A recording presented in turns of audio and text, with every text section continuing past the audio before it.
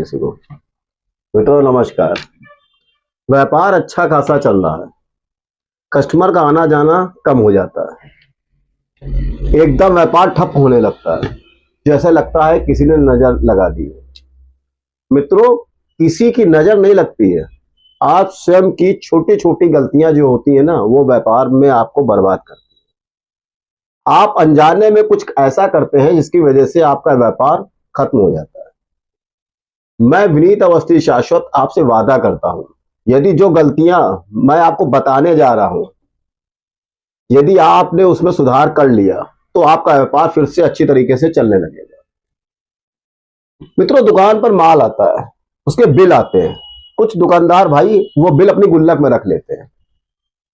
मित्रों, गुल्लक में जब आप बिल रखोगे तो वो नकारात्मक ऊर्जा छोड़ते हैं, आपके ऊपर कर्ज बढ़ा देते हैं, और यही कर्ज आपके ऊपर धीरे धीरे बढ़ता चला जाता है और खत्म नहीं होता, क्योंकि नकारात्मक ऊर्जा आप अपनी गुल्लक में स्वयं लगा रहे हो।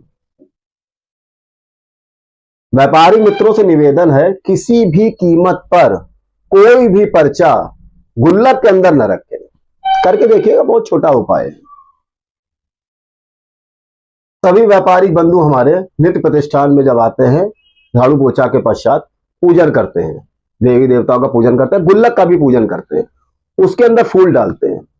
कई लोग क्या करते हैं, जो बासी फूल होते हैं वो निकालते नहीं है, वो हफ्ते में एक बार निकालते हैं या हर दूसरे दिन निकालते हैं।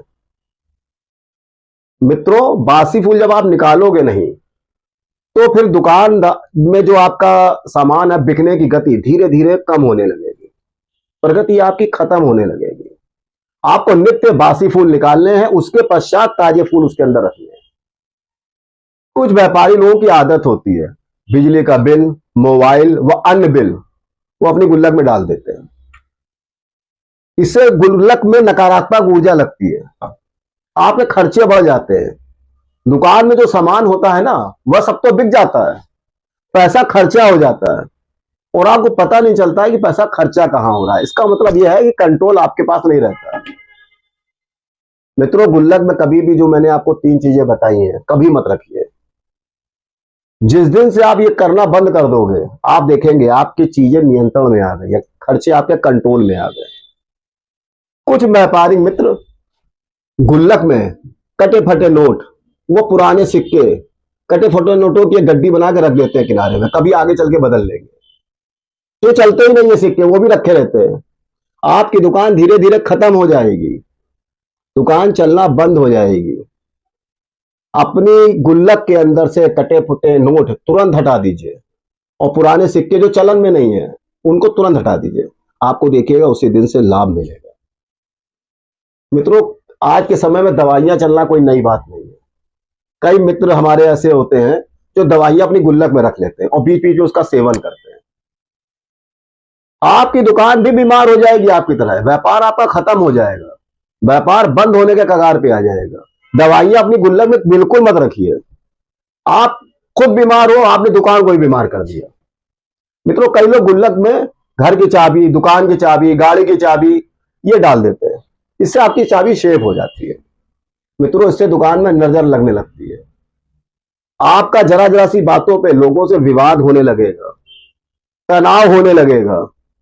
यह कार्य आप बिल्कुल मत करिए। कोई भी आपको सामान गुल्लक में, चाबी वगैरह है, वो अपने किनारे रख लीजिए, गुल्लक के अंदर मत रखिए।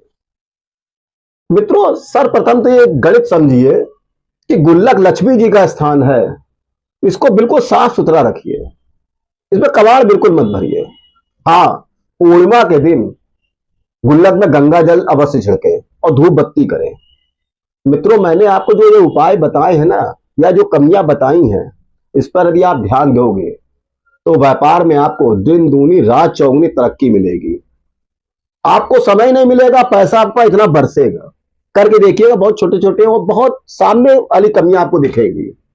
मुझको दीजिए आज्ञा, फिर मिलूंगा नए विषय के साथ।